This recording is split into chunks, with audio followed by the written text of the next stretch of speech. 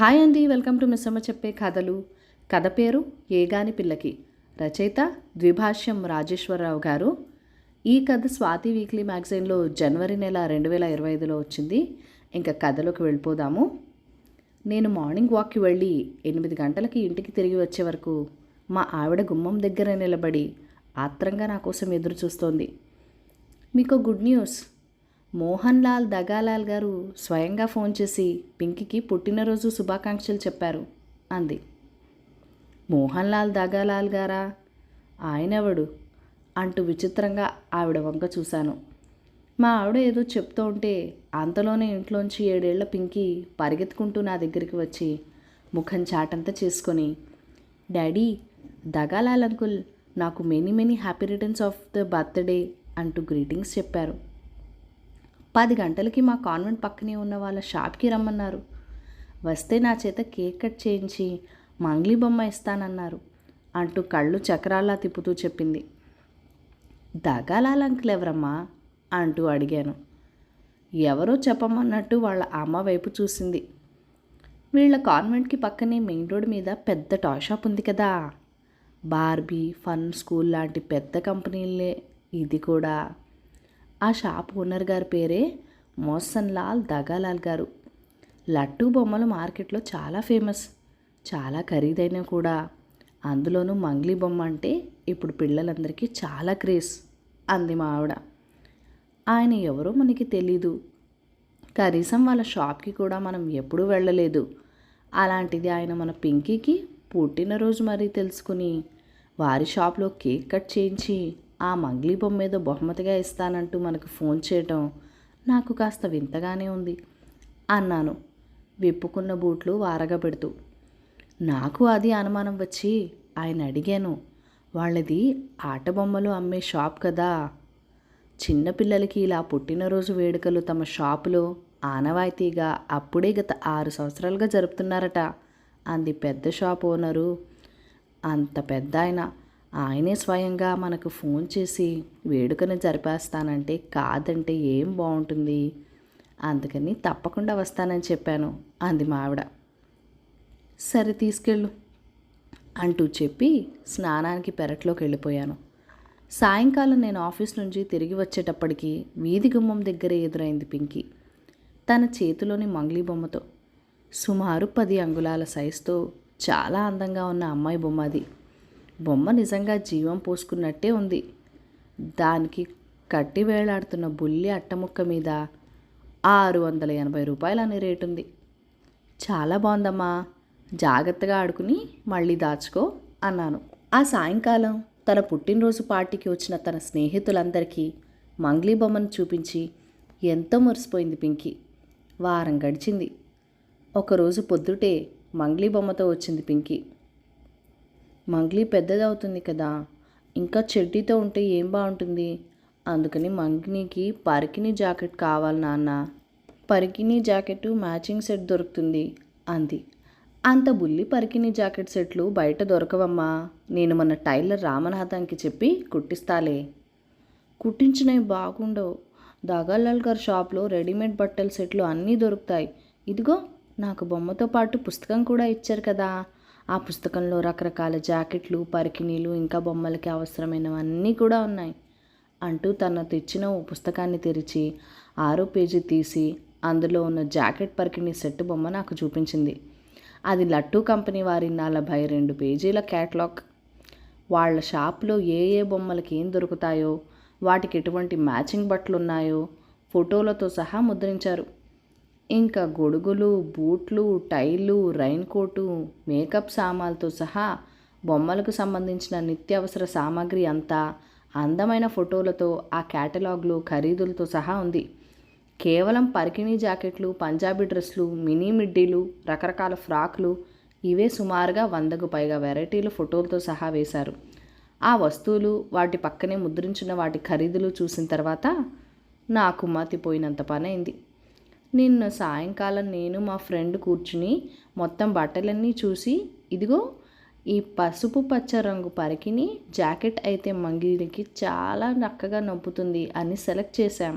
రజనీ దగ్గర ఉన్న మంగ్లీ బొమ్మకి 4 సెట్లు, జాకెట్లు, పరికిణీలు ఉన్నాయి అంటూ కళ్ళు పెద్దవి చేసి మరీ చెప్పింది.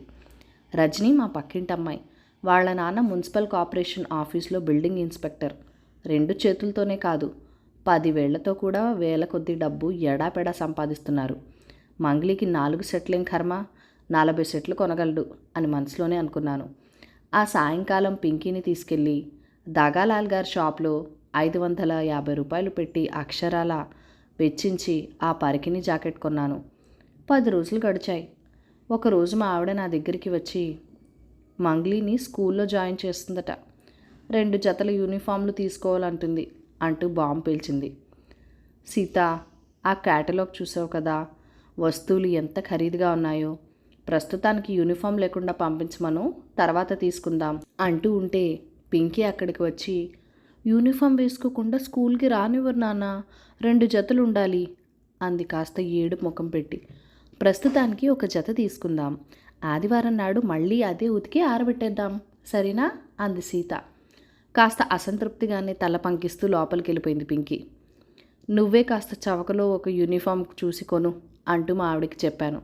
ఆ రాత్రి ఇంటికి వచ్చాక మా ఆవిడ చెప్పింది, ఆ షాప్లో అత్యంత చవకైన యూనిఫామ్ ఖరీదు 525 రూపాయలట అంటూ. కొనక తప్పలేదు మరి అంది. ఓ నెల రోజులు పింకీ నుండి డిమాండ్లు ఏవీ లేకుండా సాఫీగా గడిచిపోయాయి. తర్వాత ఒక రోజున, నాన్న, మంగ్లీ ఎయిర్ హోస్టెస్ ట్రైనింగ్ అవుతుందట, అందుకని ఎయిర్ హోస్టెస్ డ్రెస్ కావాలి అంది. ట్రైనింగ్లో డ్రెస్ అక్కర్లేదు, ఉద్యోగంలో చేరేటప్పుడు తీసుకుంటాలే అంటూ మెల్లగా నచ్చ చెప్పాను. ఇంకో 10 రోజులు అయిన తర్వాత వచ్చి, ట్రైనింగ్ అయిపోయింది నాన్న, డ్రెస్ లేకుండా పరీక్షలు రాయనివ్వరంట అంది. 4 రోజులు ఆ కబురు ఈ కబురు చెప్పి మురిపించే ప్రయత్నం చేసినా మర్చిపోలేదు. 5వ రోజున 600 రూపాయలు పెట్టి ఆ ఎయిర్ హోస్టెస్ డ్రెస్ తీసుకోక తప్పలేదు. ఇంకా 20 రోజులు గడిచిన తర్వాత నా దగ్గరకు వచ్చి, మంగ్లీ చాలా ఒంటరిగా ఫీల్ అవుతుంది, స్నేహితుడు కావాలట అంటూ క్యాటలాగ్ తెరిచి, ఈ ప్రతాప్ని తీసుకుందాం నాన్న, అందంగా ఉన్నాడు, ఒకరికొకరు తోడుగా ఉంటాడు అని ప్రతాప్ బొమ్మ క్యాటలాగ్ని చూపించింది. ఓ వారం రోజులు తర్జనా పర్జలు పడ్డాక ప్రతాప్ని 700 రూపాయలు పెట్టి కొని ఇంటికి తీసుకురాక తప్పలేదు. ఆ తర్వాత నెల రోజుల్లో ప్రతాప్కి 2 జతల బట్టలు, నెక్టై, సూట్లు, బూట్లు ఇలాంటివన్నీ సుమారు 2000 రూపాయలు పై చిలుకు ఖర్చు పెట్టి కొన్నానని వేరే చెప్పలక్కర్లేదు. తర్వాత 2 నెలల కాలం కొత్త డిమాండ్లు ఏవీ లేకుండా కాలం గడిచిపోయింది. ఆ సాయంకాలం నేను ఆఫీస్ నుండి రాగానే బాంబు పేల్చింది పింకీ. మా స్నేహితులందరూ మంగ్లీకి ప్రతాప్కి పెళ్లి చేద్దామనుకుంటున్నారు నాన్న, అందుకని ఇద్దరికీ పెళ్లి బట్టలు కొనాలి అంది. ఇప్పుడున్న బట్టలు కొత్తవే కదా అంటే ఏడుపు మొహం పెట్టేసింది. అదేంటి నాన్న, పెళ్ళికి కొత్త బట్టలు లేకపోతే ఎలా? రజనీ దాని ఇంట్లో మంగ్లీకి పెళ్లి చేసినప్పుడు పెళ్లి పీటల మీదకి ఒక డ్రెస్సు, పల్లకి ఊరేగించడానికి ఒక డ్రెస్సు, అత్తారింటికి పంపించేటప్పుడు ఒక డ్రెస్సు, మొత్తం 3 డ్రెస్సులు తీసుకుంది. అలాంటిది మనం ఒక్క డ్రెస్ కూడా కొనకపోతే ఎలా నాన్న అంది గుడ్లు నీరు కుక్కుకుంటూ. నేనేమీ సమాధానం చెప్పకపోవటంతో ఒక రోజంతా కూడా అలిగి నాతో మాట్లాడడం మానేసింది పింకీ. సీత, ఆ వాళ్ళ బర్త్డే నాడు ఆ దగాలాల్ గారి షాప్లో కేక్ కట్ చేయించి ఆ బొమ్మ తీసుకురాకపోయినా బాగుండేది. ఏగాని పిల్లకి డబ్బున్నర క్షవరం అని మా అమ్మ చెప్పే సామెత గుర్తుకొస్తుంది. మనం మధ్యతరగతి కుటుంబీకులం, బొమ్మల మీద వేలకు వేలు ఖర్చు పెట్టలేం కదా. ఆ షాప్కి వెళ్ళి ఏం ముట్టుకోవాలన్నా ఖరీదు 100ల మీదే ఉంటుంది. ఏదోలాగా ఈ బొమ్మల పీడ వదిలించుకునే మార్గం ఆలోచించు అన్నాను చికాగ్గా ముఖం పెట్టి. పిల్ల కొంచెం ఎదిగితే అర్థం చేసుకుంటుందిలేండి అంది మావిడ. మొత్తానికి అలిగి అన్నం తినడం మానేసి మంగ్లీకి ప్రతాప్కి పెళ్లి డ్రెస్సులు కొనిపించుకుంది పింకీ. ఆ రకంగా మరో 2000 రూపాయలు నా జేబులోంచి దగాలాల్ షాప్కి వెళ్ళిపోయాయి. ఇంకో 20 రోజులు గడిచాయి. ఒకరోజు నేను ఇంటికి వచ్చేసరికి పింకీ నిద్రపోతూ కనిపించింది. ఆ సమయంలో పడుకుంది ఏంటి అని అడిగాను. మంగ్లీకి ప్రతాప్కి పెళ్ళైంది కదా, వాళ్ళిద్దరూ బయట విడిగా ఎలా ఉంటారు, అందుకని వాళ్ళకి ఒక ఇల్లు కొనాలి అని క్యాటలాగ్లో ఇల్లు చూపెట్టింది. అది 5500 రూపాయలుంది. ఎలాగైనా అది కావాలని పట్టుబట్టు కూర్చుంది. నేను మధ్యాహ్నం గట్టిగా దెబ్బలాడాను. ఏడ్చి తిక్కపెట్టి పడుకుంది అంది మా ఆవిడ. దీనికో మార్గం ఏదోటి ఆలోచించాలి సీత. ఇలా ఈ బొమ్మల మీద మనలాంటి వాళ్ళం ఎంతకని పెట్టుబడి పెట్టగలం? అన్నీ ఖరీదైనవే. నువ్వే ఒక తరుణోపాయం ఆలోచించు. ఈ ఖరీదు నేను భరించలేను అంటూ భారం మా ఆవిడ మీద పెట్టాను. రాత్రి 8 గంటలకి పింకీ నిద్ర లేచింది. నేను మీ నాన్నతో మాట్లాడాను. వారం రోజుల్లో మంగ్లీకి నువ్వు చూపించిన ఇల్లు ఎలాగైనా కొని పెడతానన్నారు. భోజనం చెయ్యి అంటే అప్పుడు ఆనందంగా వచ్చి కూర్చుని భోజనం చేసింది. నేను ఆశ్చర్యంగా సీత వైపు చూశాను. ఏంటి అలా చెప్పావు అన్నట్టుగా చూశాను. మీరు మాట్లాడకండి అన్నట్టు సైగ చేసింది మా ఆవిడ. తను ఏదో ప్లాన్ అమలు చేసుంటుందని అర్థమైంది నాకు. 2 రోజుల తర్వాత ఓ సాయంకాలం నేను ఆఫీస్ నుండి తిరిగి వచ్చేటప్పటికి పింకీ నాకు ఎదురొచ్చి, నాన్న నీకు గుడ్ న్యూస్, మంగ్లీకి ప్రతాప్కి అమెరికాలో ఉద్యోగాలు వచ్చాయంట, ఇద్దరు అమెరికా వెళ్ళిపోతున్నారు అంది ఎంతో ఆనందంగా మొహం పెట్టి. గ్రేట్ వాళ్ళకి నీకు కంగ్రాచులేషన్స్ తల్లి అన్నాను. వాళ్ళు ఇండియా తిరిగి వచ్చాక పెద్ద 2 బెడ్రూమ్ హౌస్ తీసుకుంటానని చెప్పిందమ్మా అంది మరింత సంతోషంతో. అయితే వాళ్ళిద్దరిని అమెరికా పంపించేద్దామా, ఉద్యోగాలు చేసుకోవాలి కదా మరి అంది పెద్ద ఆరిందాల మొహం పెట్టి. ఆ రాత్రి 2 బొమ్మల్ని తీసి ఎక్కడో జాగ్రత్తగా దాచేసింది. మర్నాడు పొద్దుట పింకీ నిద్ర లేచేసరికి రాత్రి వాళ్ళిద్దరూ విమానం ఎక్కి వెళ్ళినట్టు చెప్పింది సీత. తనకు చెప్పకుండా పంపించినందుకు కొంతసేపు గొడవ చేసినా తర్వాత సర్దుకుని ఊరుకుంది పింకీ. నాకు గుండెల మీద నుండి పెద్ద భారం దిగిపోయినట్టు అయిపోయింది. తర్వాత 3 నెలలు బొమ్మల ఖర్చు లేకుండా రోజులు సుఖంగా గడిచాయి. అయితే అంతలోనే ఓ రోజు ఉరుము లేకుండా పిడుగు పడనట్టు అయింది. నేను ఆఫీస్ నుండి ఇంటికి వచ్చేసరికి పింకీ 2 చేతుల్లో 2 బుల్లి బొమ్మలు పట్టుకుని నవ్వు మొహంతో ఎదురైంది.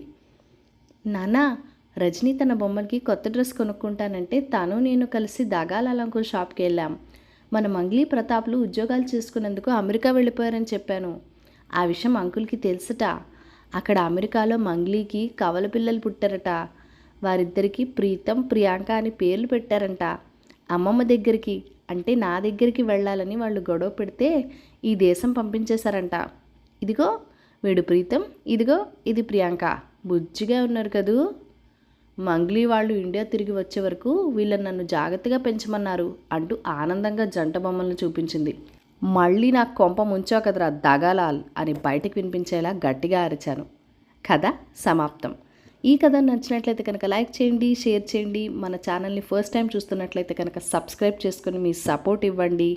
ఫీడ్బ్యాక్ అండ్ సజెషన్స్ ఏదైనా ఉంటే నాతో కామెంట్ సెక్షన్లో కూడా షేర్ చేసేయండి. Thank you for watching. Bye bye.